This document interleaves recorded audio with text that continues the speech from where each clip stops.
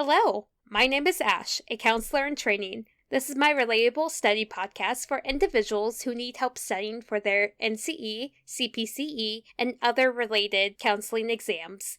I'm going to go through many questions from multiple resources and make the answers relatable to both you and me. So get your listening ears on and let's get studying. Group planning occurs A. in the initial stage, B. in the stage after the transition or conflict stage, C. in the final stage, also known as the termination stage, D. before the group begins and continues throughout the life of the group. The answer is D. Group planning occurs before the group begins and continues throughout the life of the group. When I did groups in my internship, I observed my supervising doing groups, and then he informed me that I would start doing groups. And so I had to plan my groups beforehand, and I knew the topics that we were going to do within the weeks or months prior. So I was able to plan for those groups and take it week by week, figuring out the plan of the group. What are micro skills training?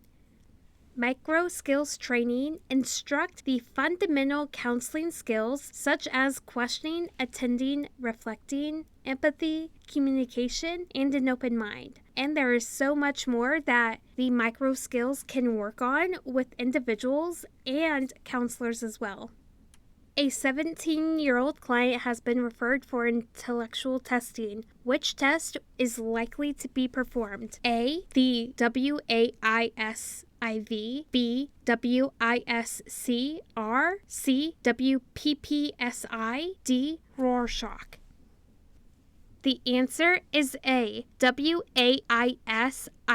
Because this is a 17-year-old client, he can take the adult intelligence scale. He is not a child, so he would be ineligible to take the intelligence scale for children. Between the WAIS-IV and the WISC-R, pay attention to the A and the C. A stands for adult, C stands for child, and the IS stands for intelligence scale. Adult intelligence scale and intelligence scale for children. What is a midlife career change?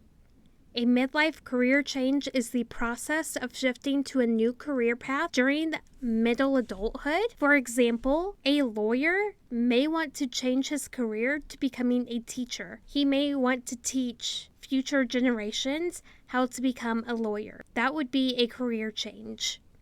Which technique involves asking the clients a series of questions in order to identify their thought process? A. Cognitive restructuring, B. The downward arrow, C. Solution-focused brief therapy, D. Radical acceptance.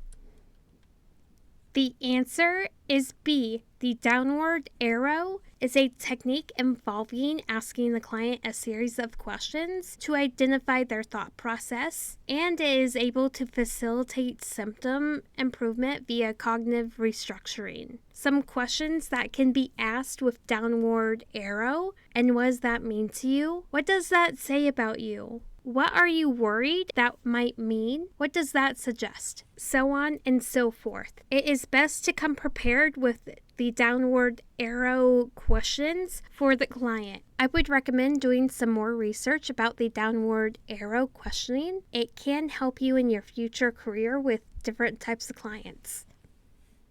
That is all 5 questions for this episode. Thank you for listening. Keep calm and study on.